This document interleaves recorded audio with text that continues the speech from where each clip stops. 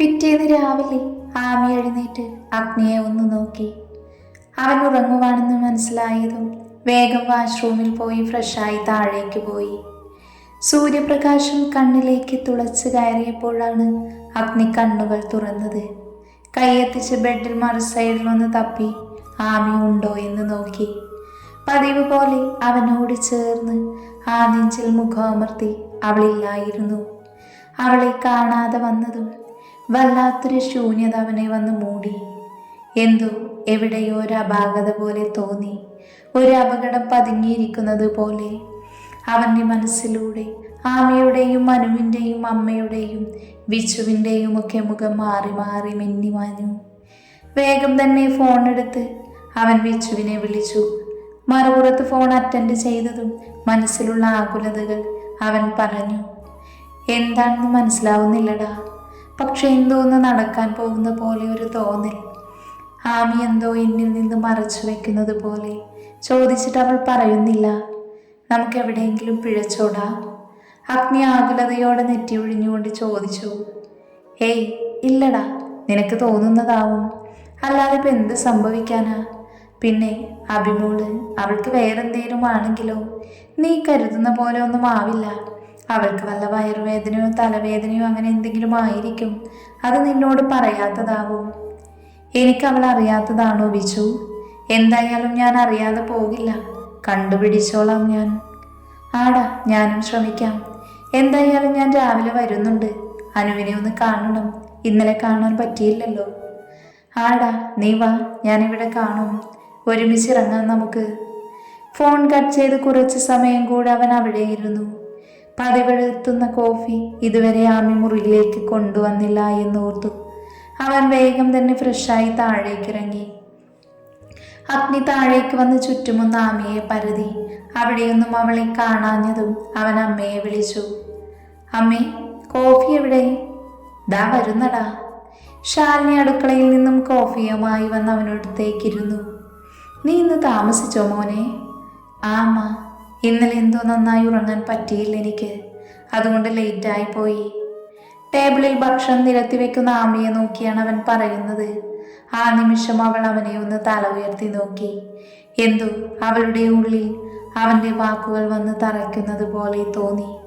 അവൻ്റെ നോട്ടവും അവളിലേക്കാണെന്ന് മനസ്സിലാക്കി അവൾ വേഗം നോട്ടം മാറ്റി അടുക്കളയിലേക്ക് തന്നെ കയറി. പിന്നാലെ ശാലിനിയും പോയി. കോഫി കുടിച്ചുകൊണ്ടിരുന്നപ്പോൾ തന്നെ വിച്ചുവും വന്നു. എടാ, രാവിലെ വെറുതെ ഇന്നലത്തൊക്കെ എനിക്കൊരു തോന്നലാണെന്നാണ് ഞാൻ ഓർത്തത്. വെറുതെയാടാ, ഇന്നലത്തെ പോലെ തന്നെയാ അവൾ.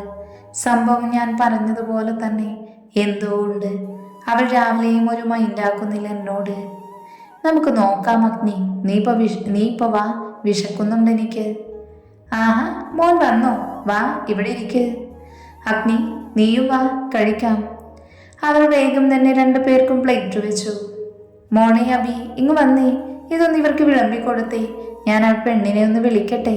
മടി പിടിച്ച് കിടക്കുവാവും അവൾ. വേണ്ട അമ്മേ, അമ്മ വിളമ്പിക്കോ. ഞാൻ അവളെ വിളിക്കാം. മോളത് വിളമ്പിക്കൊടുക്ക്. വിച്ചുമോനും ഉള്ളതല്ലേ. അല്ലെങ്കിൽ എന്നും അമ്മയ്ക്ക് മുന്നേ ഓടി വന്ന് തനിക്ക് ഭക്ഷണം വിളമ്പുന്നവളാണ്. ഇന്നലെ മുതൽ ഒരു ഒഴിഞ്ഞുമാറ്റം. അവൻ്റെ കണ്ണുകൾ അവളുടെ മുഖമാകെ ഓടി നടന്നു. അഗ്നി ഓരോന്ന് മനസ്സിലോർത്തു. അറിയാതെ പോലൊരു നോട്ടം തൻ്റെ നേർക്ക് വരുന്നില്ല എന്ന്. അപ്പോഴേക്കും ശാലിനി അനുവുമായി വന്നിരുന്നു. അവളും അവർക്കരികിലായി ഡൈനിങ് ടേബിളിൽ ഇരുന്നു. വിച്ചു പ്രതീക്ഷയോടെ അവളെ നോക്കിയെങ്കിലും അവൾ അവനെ നോക്കിയതേയില്ല. ഇത് പ്രതീക്ഷിച്ചതാണെന്ന ഭാവം അഗ്നിയുടെ മുഖത്ത് നിന്ന് വ്യക്തമാണ്. നിന്റെ തലവേദന എങ്ങനെയുണ്ട്? കുറഞ്ഞോ? കുറവുണ്ടേട്ടാ. അഗ്നിയുടെ ചോദ്യത്തിന് അവനെ ഒന്ന് തല ഉയർത്തി നോക്കി ഉത്തരം പറഞ്ഞ് അനു വീണ്ടും ഭക്ഷണത്തിലേക്ക് ശ്രദ്ധിച്ചു. വിച്ചുവിനെ ഒന്ന് നോക്കിയതുപോലുമില്ല. വിച്ചുവിൻ്റെ ശ്രദ്ധ മുഴുവൻ അവളിലായിരുന്നു. പക്ഷേ അവനെന്നൊരാള് അവിടെ ഉള്ളതായി അവൾ ഭാവിച്ചില്ല. ഭക്ഷണം കഴിഞ്ഞതും ഒന്നും മിണ്ടാതെ വിച്ചുവും അഗ്നിയും വീട്ടിൽ നിന്നിറങ്ങി. 2 പേരുടെയും മനസ്സ് വേറെവിടെയോ ആയിരുന്നു. അവരുടെ വണ്ടി മംഗലത്ത് ഗേറ്റ് കടന്ന് വേഗത്തിൽ പുറത്തേക്ക് പാഞ്ഞു. ഇതേ സമയം ആമി അനുവിൻ്റെ അടുത്തേക്ക് പോയി. അനു, ചേച്ചി, എനിക്ക് പേടിയാവുന്നു. എന്താ നമ്മൾ ചെയ്യുക? അനു ആമിയെ നോക്കി ചോദിച്ചു. അവളെ കണ്ടപാട് വന്ന് പേടിയോടെയാണ് ചോദിക്കുന്നത്. പേടിക്കേണ്ടടാ, ഞാനില്ലേ കൂടെ. നമുക്ക് നമുക്ക് നോക്കാം, എന്തേലും വഴി കാണും. അനുവിൻ്റെ റൂമിൽ അവളോട് അടുത്തിരിക്കുകയാണ് ആമി. അനുവിൻ്റെ ഫോണിലേക്ക് വരുന്നത് വിച്ചുവിൻ്റെ കോളുകൾ അവൾ നിസ്സഹായതയോടെ നോക്കിയെന്നല്ലാതെ എഴുത്തില്ല. ആ സമയം അവനോട് സംസാരിക്കാൻ പറ്റിയ അവസ്ഥയിലായിരുന്നില്ല അനു. അവളുടെ കണ്ണുകൾ നിറഞ്ഞു തുളുമ്പുന്നുണ്ടായിരുന്നു. ഇല്ലടാ, നീ കരയില്ലേ, ഒന്നുമില്ല, നമുക്ക് ശരിയാക്കാം. ഏട്ടനോട് പറയാൻ പറ്റിയിരുന്നെങ്കിൽ. എടാ, പക്ഷേ ദേവേട്ടനോട് പറയാതെ എനിക്കും പറ്റുന്നില്ല. നീറി കഴിയുക. ഇന്നലെ ആ മനുഷ്യൻ എത്ര എന്നോട് ചോദിച്ചു എന്നറിയുമോ നിനക്ക്? പക്ഷെ ഞാനൊന്നും പറഞ്ഞില്ല. ദേവേട്ടൻ്റെ മുഖത്തേക്കൊന്ന് നോക്കാൻ പോലും പറ്റുന്നില്ല. മനസ്സ് നിറയെ അങ്ങേരോടുള്ള കുറ്റബോധമാണ്. ആ മുഖത്ത് നോക്കിയാൽ ഞാനെല്ലാം പറഞ്ഞു പോകുമെന്ന പേടിയാണ് എനിക്ക്. ആമിയുടെ കണ്ണുകൾ നിറഞ്ഞുപോയി. ഞാൻ കാരണമാണല്ലേ, സോറി അഭിയേച്ചി. എന്തിനാണ് അങ്ങനെയൊക്കെ പറയുന്നേ? നീ കാരണമല്ല, എൻ്റെയും ഉണ്ടല്ലോ അവരുടെ കയ്യിൽ. അതുകൊണ്ട് നീ മാത്രമല്ല, നമുക്ക് എത്രയും വേഗം പറയാം. പക്ഷെ ഇപ്പം പറയാൻ പറ്റുന്നില്ലല്ലോ. പറഞ്ഞു പോയാൽ നീ പേടിക്കുന്ന പോലെ എന്തെങ്കിലും സംഭവിച്ചാൽ ഓർക്കാൻ കൂടെ വയ്യ. അനു എന്തോ ഓർത്തെന്ന പോലെ അമ്മയെ റുക്കിയെ പുണർന്ന് കരഞ്ഞു. പെട്ടെന്നാണ് അവളുടെ ഫോൺ റിങ് ചെയ്യുന്നത്. പേടിയോടെ അവൾ സ്ക്രീനിൽ തെളിഞ്ഞു കാണുന്ന അൺനോൺ നമ്പർ എന്ന് എഴുതിയതിലേക്ക് നോക്കി. വിറക്കുന്ന കൈയോടെ അവൾ ഫോൺ അറ്റൻഡ് ചെയ്ത് ചെവിയിലേക്ക് വെച്ചു. ഹലോ, പ്ലീസ്, എന്താ നിങ്ങൾക്ക് വേണ്ടത്? എന്തിനെങ്ങനെ ഉപദ്രവിക്കുന്നത്? ഒന്നും ചെയ്യരുത് പ്ലീസ്, ഞങ്ങൾ അനുസരിച്ചോളാം, ഞങ്ങൾ വന്നോളാം. ഇല്ല, ഞങ്ങൾ ആരോടും പറയില്ല, ഇത് വാക്കാണ്, പ്ലീസ്. അത്രയും പറഞ്ഞത് മറുപുറത്തു നിന്നും കോൾ കട്ടായി. എന്താ ചേച്ചി? അവർക്ക് നമ്മളെ കാണണമെന്ന്, വരേണ്ട സ്ഥലം അയച്ചു തരാമെന്ന്, ഇന്ന് ഉച്ചയ്ക്ക് തന്നെ കാണണം. എനിക്ക് പേടിയാവുന്നു ചേച്ചി. എന്തിനാവും നമ്മളെ കാണുന്നേ അവർ? നമ്മളെന്താ ചെയ്യുക? എനിക്ക് പേടിയാവുന്നു ചേച്ചി. നമുക്ക് ഏട്ടനോട് പറഞ്ഞാലോ? അനു ആമിയെ പിടിച്ച് കരഞ്ഞുകൊണ്ട് പറഞ്ഞു. എന്തിനാണെന്നറിയില്ല, പക്ഷെ പേടിക്കല്ലേ, നമുക്ക് നോക്കാം. പിന്നെ ദേവേട്ടനോട് ഇപ്പം പറയാൻ പറ്റില്ല, പറഞ്ഞാൽ അത് വലിയ പ്രശ്നമാവും. ആമി അനുവിനെ മുറുക്കെ ചേർത്ത് പിടിച്ച് പറഞ്ഞു. ഒരാശ്വാസത്തിനെന്ന പോലെ അവളും തിരികെ ആമിയെ ചുറ്റിപ്പിടിച്ചു. അവളുടെ ഓർമ്മകൾ തലേന്ന് രാത്രിയിൽ എണീറ്റപ്പോൾ ഫോണിൽ വന്ന അൺനോൺ നമ്പർ മെസ്സേജുകളെ കുറിച്ചായി. തൻ്റെ ഫോണിലേക്ക് വന്ന വീഡിയോകളും ഫോട്ടോസും പിന്നെ ഒരു സന്ദേശവും. ഇന്നലെ വരെ സന്തോഷം നിറഞ്ഞു നിന്ന ജീവിതത്തിലേക്ക് കരുനിഴൽ വീഴ്ത്തിയത് അതാണെന്നോർക്കെ അവൾ നിസ്സഹായതയോടെ ഇരുന്നു. ആമിയുടെ മനസ്സിലേക്ക് തലേ ദിവസത്തെ കാര്യങ്ങൾ ഒരു തിരശീല എന്ന പോലെ തെളിഞ്ഞു വന്നു. രാവിലെ പതിവ് പോലെ അവൻ്റെ നെഞ്ചൽ മുഖമുട്ടുരസി എണീക്കുമ്പോൾ എന്നത്തെയും പോലെ ഇന്നും ഒരു നല്ല ദിവസമാകണമെന്ന പ്രാർത്ഥന മാത്രമേ ഉണ്ടായിരുന്നുള്ളൂ. പതിവ് പോലെ അഗ്നിയെ ഓഫീസിലേക്ക് പറഞ്ഞു വിട്ട് റൂമിലേക്ക് വന്നതായിരുന്നു ആമി. അനു ഇതുവരെ ഉറക്കമുണർന്നില്ലല്ലോ എന്നോർത്ത് വെറുതെ ഫോൺ എടുത്ത് കട്ടിലേക്ക് ഇരുന്നപ്പോഴാണ് പരിചയമില്ലാത്ത നമ്പറിൽ നിന്ന് വന്ന ഒരുപാട് മെസ്സേജ് നോട്ടിഫിക്കേഷൻ അവൾ കാണുന്നത്. എന്താണെന്ന് അറിയാനായി ഓപ്പണാക്കി നോക്കിയതും കുറേ ഇമേജസും വീഡിയോസും പിന്നെ ഒരു നോട്ടുമായിരുന്നു. അത് റീഡ് ചെയ്യാൻ വേഗം തന്നെ മറ്റുള്ളവർ ഡൗൺലോഡ് ചെയ്തു. ഒരു നിമിഷം അവളുടെ കണ്ണുകളെ വിശ്വസിക്കാനായില്ല. അനുവിൻ്റെ മുഖം, അവൾ ഡ്രസ്സ് മാറുന്നത്, കുളിക്കുന്നത്, പിന്നെ ഒരു ചെറുപ്പക്കാരൻ്റെ കൂടെ കിടക്കുന്നത്. അതിൽ 2 പേരും നഗ്നരാണ്. അങ്ങനെ കുറച്ച് ഫോട്ടോസും വീഡിയോസും. പെട്ടെന്ന് അവൾ വെപ്രാളത്തോടെ താഴത്തെ മെസ്സേജ് വായിച്ചു നോക്കി. ഹായ്, എങ്ങനെയുണ്ട് മുകളിലെ ഫോട്ടോസ് ആൻഡ് വീഡിയോസ്? ഇഷ്ടമായോ? പ്രതീക്ഷിച്ചില്ല ഇങ്ങനെയൊന്ന്, അല്ലേ? ഇരിക്കട്ടെ, ഒരു ചിന്ന സർപ്രൈസ്. എന്തായാലും ഒന്ന് ഞെട്ടിയില്ലേ? പിന്നെ ഇതിനി ആരോടും പറയാനൊന്നും നിൽക്കണ്ട.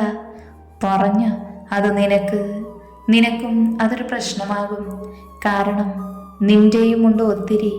അത് വേണോ? പിന്നെ അത് മാത്രമല്ല, എൻ്റെ കയ്യിലുള്ളത് അവളുടെ ജീവിതം തകരാൻ പാകത്തിന് ഒറിജിനലും ഫേക്കുമായ പലതും എൻ്റെ കയ്യിലുണ്ട്. അതുകൊണ്ട് തൽക്കാലം ഇത് മനസ്സിൽ തന്നെ ഇരിക്കട്ടെ. പിന്നെ ബാക്കി കാര്യങ്ങളൊക്കെ വഴിയെ പറയാം. എന്തായാലും ഇത് നമുക്കിടയിൽ തന്നെ ഇരിക്കട്ടെ.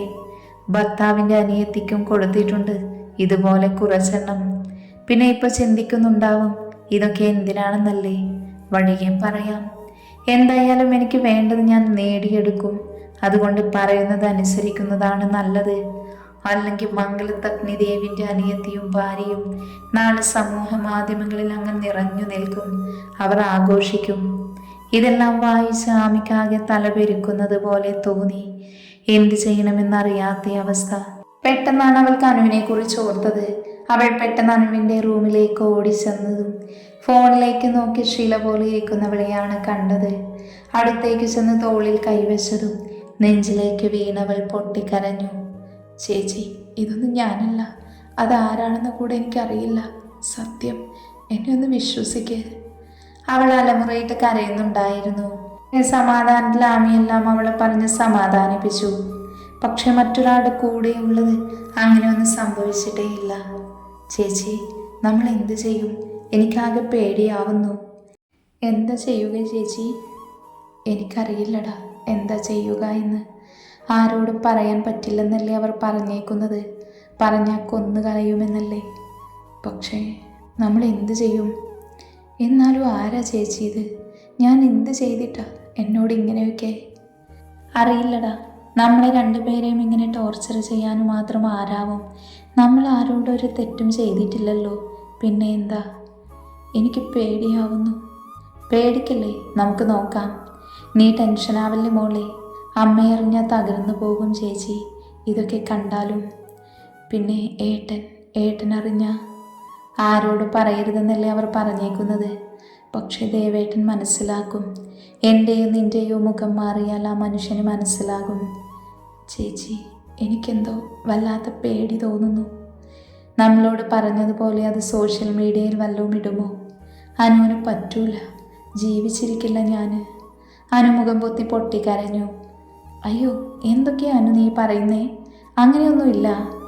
അങ്ങനെയൊന്നും ഓർക്കുകയും പറയുകയും ചെയ്യല്ലേ നീ. നമുക്കെല്ലാം ശരിയാക്കാം. ഞാൻ ആരോടും പറയില്ല.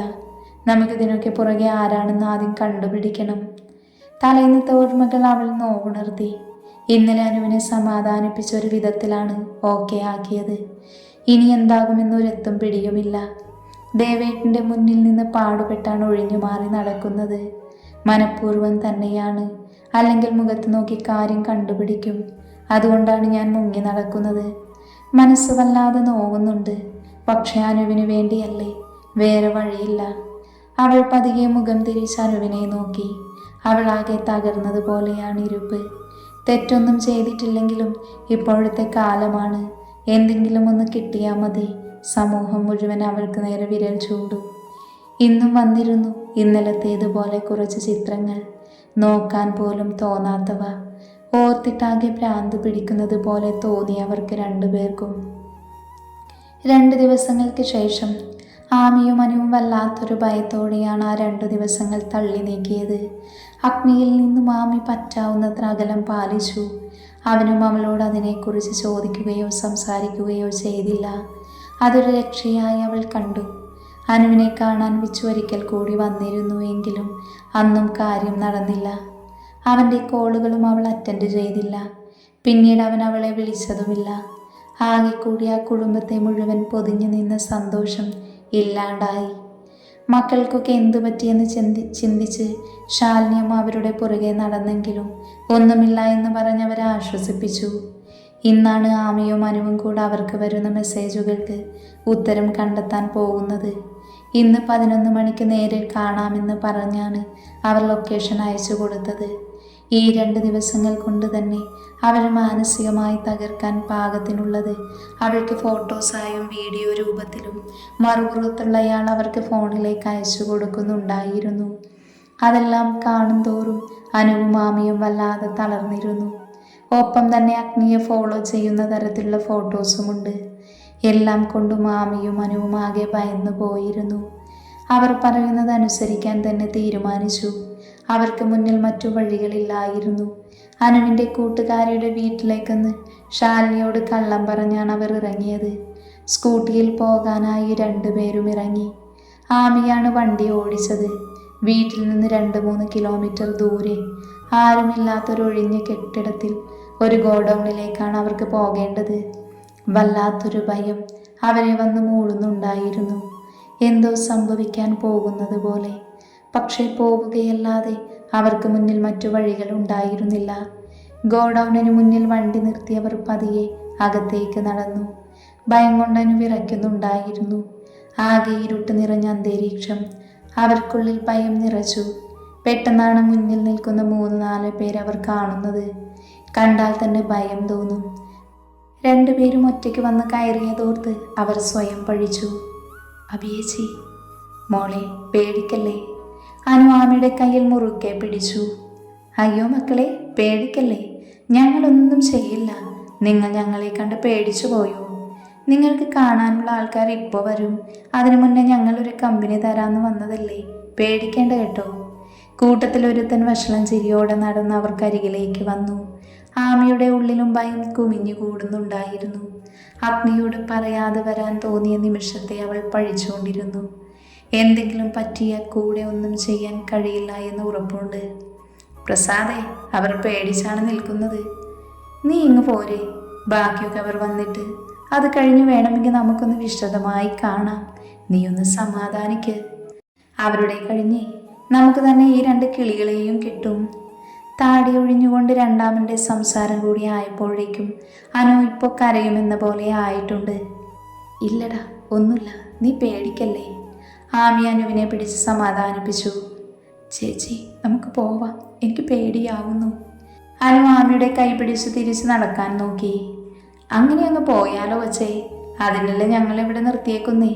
ഇനി എന്നതായാലും കാണാൻ വന്നവരെ കണ്ടിട്ട് പോയാൽ മതി. നിങ്ങൾ രണ്ടും ഇവിടെ ഇരിക്ക്. മുന്നിൽ നിന്ന് മാറ്, ഞങ്ങൾക്ക് പോവണം. അത് വെറുതെ. ഞങ്ങളിങ്ങനെ പന പോലെ നിൽക്കുമ്പോഴേ ഇവിടെ നിന്ന് അനങ്ങാൻ പറ്റുമെന്ന് തോന്നുന്നുണ്ടോ നിങ്ങൾക്ക്? ഷേ. അനുവിൻ്റെ കണ്ണുകൾ നിറഞ്ഞൊഴുകി. ആമിക്കാകെ എന്ത് ചെയ്യണമെന്നറിയാത്ത അവസ്ഥയും. എന്താണ് ഇവിടെ ഒരു സംശയം? പരിചയമുള്ളൊരു പുരുഷ ശബ്ദം കേട്ടതും ആമിയും അനുവും ഞെട്ടി തിരിഞ്ഞു നോക്കി. മുന്നിൽ നിൽക്കുന്ന ആളെ കണ്ടതും ഞെട്ടലിനോടൊപ്പം തന്നെ സംശയത്തോടെ അവരുടെ കണ്ണുകൾ ചുരുങ്ങി. രവിമാമ? ആഹാ, എന്താ പ്രസാദ ഇത്? നിന്നോട് ഞാൻ പറഞ്ഞതല്ലേ പിള്ളേരെ പേടിപ്പിക്കല്ലെന്ന്. ഇത് നമുക്ക് വളരെ വേണ്ടപ്പെട്ട നമ്മുടെ 2 കൊച്ചുങ്ങളല്ലേ. ഇല്ല സാറേ, തിരിച്ചു പോകാൻ നിന്നപ്പോൾ ഞങ്ങളൊന്ന് പറഞ്ഞു മനസ്സിലാക്കി കൊടുത്തതാ, അല്ലാതെ പേടിപ്പിച്ചില്ല. ആണോ? എന്നാ ഓക്കെ. ഇനിയിപ്പോൾ വർത്താനമൊക്കെ നമ്മൾ തമ്മിലായിക്കോളാം. അല്ല മക്കളെ. മാമേ, നിങ്ങൾ? ആടി കൊച്ചേ, ഞാൻ തന്നെയാ നിങ്ങളെ ഇങ്ങോട്ട് വിളിപ്പിച്ചത്. ഛേ, നിങ്ങൾ ഇത്ര വൃത്തികെട്ടവനായിരുന്നു. പിന്നെ നിങ്ങൾ എന്നാ നാട്ടിലേക്ക് വന്നത്? ഇവിടെ ഇല്ലായിരുന്നല്ലോ. നിങ്ങൾക്കോ ഇല്ലൊരു മോള്. എന്നിട്ടാണോ ഞങ്ങളെ ഭീഷണിപ്പെടുത്തിയേ? അമ്മായിയും ശ്രുതിയും എവിടെ? അവരറിഞ്ഞ മാമയെ എന്ത് ചെയ്യുമെന്ന് അറിയില്ല. ആമിക്ക് നന്നായി ദേഷ്യം വന്നു. അത് തന്നെ എനിക്കുമുണ്ട്, ഒരു മോള്. അപ്പോൾ അവളൊരാഗ്രഹം പറഞ്ഞ് ഞാൻ വേണ്ടി അത് നടത്തി കൊടുക്കാൻ. അത് തന്നെ അച്ഛാ, അവളുമാർക്ക് അങ്ങനെ പറഞ്ഞു കൊടുക്ക്. അച്ഛൻ്റെ വാക്കുകളെ പിന്താങ്ങിക്കൊണ്ട് ശ്രുതി ഗോഡൌണിനുള്ളിലേക്ക് വന്നു. ശ്രുതി ചേച്ചി, നിങ്ങളാണോ ഇതിനൊക്കെ പുറകിൽ? അനുവും മാമിയും ഞെട്ടിക്കൊണ്ട് ചോദിച്ചു. അതേടി, ഞാൻ തന്നെ. അപ്പോൾ എങ്ങനെയൊക്കെ ബാക്കി കാര്യങ്ങൾ? സംസാരിക്കുകയല്ലേ? ശ്രുതി പുച്ഛത്തോടെ അവരെ നോക്കി പറഞ്ഞു. എന്തൊക്കെയാ നിങ്ങൾ ഈ പറയുന്നേ? എന്താ നിങ്ങൾക്ക് വേണ്ടത്? ആമി അരിശത്തോടെ ചോദിച്ചു. അടങ്ങടി നിന്റെ ദേഷ്യം. എന്നോട് വേണ്ട, ഈ ശ്രുതിയോട് ശബ്ദമുയർത്തുമ്പോൾ സൂക്ഷിച്ചു വേണം. ഇല്ലെങ്കിൽ പൊന്നുമക്കൾ അതിനുള്ള ശിക്ഷ അനുഭവിക്കും. ഇനി എനിക്കെന്താ വേണ്ടതെന്ന്? എനിക്ക് വേണ്ടത് അവനെയാ, അഗ്നിയെ, മംഗലത്ത് അഗ്നിദേവിനെ. എന്തേ, നീ തരില്ലേ? നിനക്കെന്തെങ്കിലും ബുദ്ധിമുട്ടുണ്ടോ? ആമിയുടെ മുഖത്ത് ഞെട്ടൽ വ്യക്തമായിരുന്നു. അവനായി എന്നിലേക്ക് എത്തില്ല. പക്ഷെ നിനക്ക് പറയാം അവന് വേണ്ടെന്ന്. ഉപേക്ഷിച്ച് പോകാം നിനക്ക്. എന്നിട്ട് വേണം എന്നിലേക്ക് അവനെ എത്തിക്കാൻ. ഉപേക്ഷിക്കും നീ. ഇല്ലെങ്കിൽ ഈ നിൽക്കുന്നവരുടെ ജീവിതം ഒരു പൂവ് നുള്ളുന്ന ലാഘവത്തോടെ ഞാനങ്ങ് ഇല്ലാതാക്കും. അതിനു പുറകെ നിന്റെയും. ശ്രുതിയുടെ ഭാവമാറ്റത്തിൽ പകച്ചുപോയിരുന്നു ആമിയും അനുവും. അങ്ങനെ അങ്ങ് പേടിപ്പിക്കാതെ ശ്രുതി. അവർക്ക് കാര്യങ്ങൾ പറഞ്ഞാൽ മനസ്സിലാകും. നീ ഇപ്പോഴേ അവരെ പറഞ്ഞ് പേടിപ്പിക്കേണ്ട. അവർ ഭയന്നു നിൽക്കുന്നത് നീ കാണുന്നില്ലേ? അവർക്ക് മുന്നിലേക്ക് കടന്നു വന്ന മൂന്നാമനെ കണ്ടതും രക്ഷപ്പെടാൻ ഒരു മാർഗം പോലും ഇല്ലാതെ 2 പേരും തറഞ്ഞു നിന്നു. ശരണേട്ടൻ?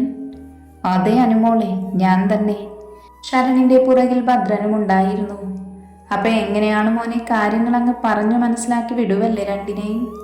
ആയിക്കോട്ടെ അങ്കിൾ, ഇവർ നല്ല കുട്ടികളല്ലേ, കാര്യങ്ങൾ പറഞ്ഞ വേഗം മനസ്സിലാക്കിക്കോളും അല്ലേ അബി?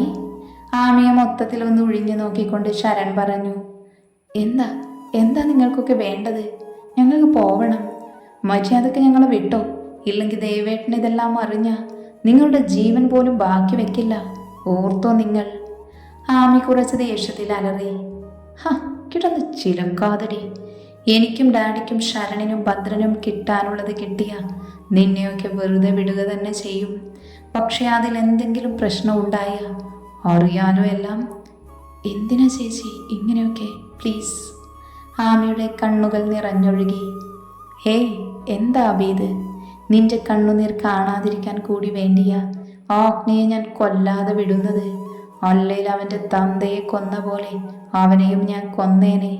പക്ഷെ തന്തയെ കൊന്ന അത്ര എളുപ്പമല്ല ആ ഒറ്റക്കൊമ്പനെ കൊല്ലാൻ. ശരൺ പറയുന്നത് കേട്ട് അനുവും മാമയും തറഞ്ഞു നിന്നു. അവരുടെ കണ്ണുകൾ നിറഞ്ഞൊഴുകി. അച്ഛൻ മരിച്ചത് ആക്സിഡന്റ് ആണെന്നാണ് എല്ലാവരും കരുതിയത്. പക്ഷേ ഇയാൾ കൊന്നതായിരുന്നു എൻ്റെ അച്ഛനെ. അനു നെഞ്ചുപൊട്ടി കരഞ്ഞുകൊണ്ട് തളർന്നിരുന്നു. അങ്കിൾ, ഇയാൾ പറയുന്നതൊക്കെ കേട്ട് നിൽക്കുവാണോ? സ്വന്തം ഭാര്യയുടെ ആങ്ങളെയാണ് ഇയാൾ കൊന്നത്. അവൻ്റെ കൂടെ ചേർന്ന് ഈ കുടുംബം ഇല്ലാണ്ടാക്കാൻ നോക്കുവാണോ? എന്താ ആമിക്കുട്ടി ഇത്? നീ അത് വിട്. മാമൻ ഇക്കാര്യത്തിൽ ഒന്നും മിണ്ടില്ല. കാര്യം പണ്ടും ഇത് തന്നെയാ സംഭവിച്ചത്. അഗ്നിയുടെ അച്ഛനെ തകർക്കാൻ, അതായത് ഈ നിൽക്കുന്ന രവി അങ്കിളിന് അളിയനെ ഇല്ലാതാക്കാൻ കൂട്ടുനിന്നതും ഇയാൾ തന്നെയാണ്. അതും സ്വന്തം മകൾക്ക് വേണ്ടി. എന്തിനെന്നറിയുമോ? ശ്രുതിക്ക് വേണ്ടി. അഗ്നിയെ ചോദിച്ചു. അപ്പോൾ അയാൾക്ക് സമ്മതമല്ല എന്ന് പറഞ്ഞു. അതെ, രവി അങ്കിളിന് അങ്ങ് ഇഷ്ടപ്പെട്ടില്ല. അങ്ങനെ അവരെ തകർക്കാൻ ഒരു ഗുണ്ടയെ അന്വേഷിച്ച് നടന്നപ്പോഴാണ് അഗ്നിയുടെ കൂടെ ഞാൻ നിന്നിരുന്ന സമയത്ത് എന്നെ വന്ന് പരിചയപ്പെട്ടത്. അങ്ങനെ ഞങ്ങൾ രണ്ടുപേരുമാണ് അയാളുടെ കാര്യത്തിൽ ഒരു തീരുമാനമാക്കിയത്. ശരൺ പറഞ്ഞു നിർത്തിയതും ആമിയും അനുവും തറഞ്ഞു നിന്നുപോയി. ഇത്രയും ക്രൂരത ഇവരുടെ ഉള്ളിൽ ഉണ്ടാകുമെന്ന് ചിന്തിക്കാൻ കൂടെ കഴിഞ്ഞിരുന്നില്ല. അപ്പൊ പറഞ്ഞു വന്നത്, നീ ചോദിച്ചില്ലേ എന്താ വേണ്ടതെന്ന്? അങ്കിളിന് അഗ്നിദേവിൻ്റെ സ്വത്ത് വേണം, ശ്രുതിക്ക് അഗ്നിയെയും വേണം, എനിക്ക് വേണ്ടത് നിന്നെയും. ആമിയെ അടിമുടി നോക്കി ചുണ്ട് കടിച്ചു വിട്ടുകൊണ്ട് ശരൺ പറഞ്ഞു. അനുവിനും ആമിക്കും ശരീരം തളരുന്നത് പോലെ തോന്നി. രക്ഷപ്പെടാനൊരു വഴിയുമില്ല. അഗ്നിയും വിശുവും അമ്മയും അടക്കം പ്രിയപ്പെട്ടവരുടെ ജീവനും ജീവിതവും വെച്ചാണ് ഇവർ വിലപേശുന്നത്. ചിന്തിച്ചു സമയം കളയാതെ ചേച്ചി പറയുന്നത് പോലെ മക്കളങ്ങ് കേട്ടാ മതി. മോളെ ശ്രുതി, ഇനി അങ്ങോട്ട് എന്താ വേണ്ടതെന്ന് നീ തന്നെ പറഞ്ഞ് മനസ്സിലാക്കി കൊടുക്ക്. ശരി ഡാഡി. ഈ 2 ദിവസം അഗ്നിയെ ഒഴിവാക്കിയതുപോലെ ഇനിയും നീ അവനെ ഒഴിവാക്കണം. നിന്റെ നിശബ്ദതയും അവഗണനയും അവനെ ഭ്രാന്ത് പിടിപ്പിക്കണം. നിന്നോടുള്ള അരിശവും ദേഷ്യവും അവനിൽ നിറയണം. അതിനുവേണ്ടിയാവണം ഇനി നിന്റെ ഓരോ നീക്കവും. അല്ലെങ്കിൽ അവൻ്റെ പുന്നാര പെങ്ങളുടെ ചിത്രം ലോകം മുഴുവൻ കാണും, കൂടെ അവൻ്റെ ഭാര്യയുടെയും. അതോർത്ത് വേണം നീ മുന്നോട്ട് നീങ്ങാൻ. ശ്രുതി പറഞ്ഞു നിർത്തിയതും അനു കണ്ണുകൾ ഇറുക്കെ പൂട്ടി. അനുവിനെ ആമി തന്നോട് ചേർത്തു നിർത്തി മുറുകെ പിടിച്ചു. അതിന് മംഗലത്ത് അഗ്നിദേവി ചത്തും മണ്ണടിയണമെന്ന് നീ എന്തുകൊണ്ട് ഓർത്തില്ല ശ്രുതി ശങ്കർ? ഗോഡൌണിനുള്ളിൽ മുഴങ്ങിക്കേട്ട അലർച്ചയിൽ എല്ലാവരും ഒന്ന് വിറച്ചുപോയി. അഗ്നിദേവ്? ശരണിൻ്റെയും ഭദ്രൻ്റെയും നാവ് അവൻ്റെ നാമം ഉരുവിട്ടു. തിരിഞ്ഞു നോക്കി ആമിയും അനുവും കാണുന്നത് സർവ്വതും ചുട്ട് ചാമ്പലാക്കാൻ പാകത്തിന് ദേഷ്യത്തിൽ നിൽക്കുന്ന അഗ്നിയെയും അവന് പിന്നിലായി നിൽക്കുന്ന വിശുവിനെയും ശിവയെയും ആയിരുന്നു.